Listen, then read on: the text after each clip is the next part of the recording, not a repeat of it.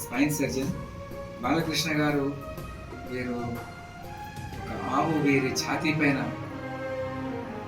పోయింది. దాంతో కొద్దిగా ఛాతీకు లోపల లంగ్ అంటే ఊపిరితిత్తులకు కొద్దిగా దెబ్బ తగిలినది.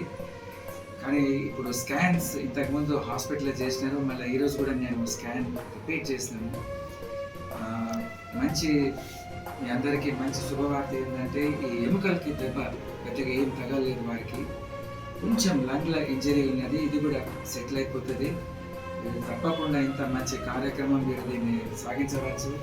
ఒక 5-6 రోజులు ఒక పల్మనాలజిస్ట్ అంటే ఊపిరితిత్తుల డాక్టర్ గారికి కూడా ఒకసారి చూపించి వారు కూడా ఓకే అంటే 6-7 రోజుల తర్వాత తప్పకుండా మీరు మీ యాత్రను కొనసాగించవచ్చు. జై గోమాత, జై గోమాత, జై భారత్, జై భారత్, జై మాతా.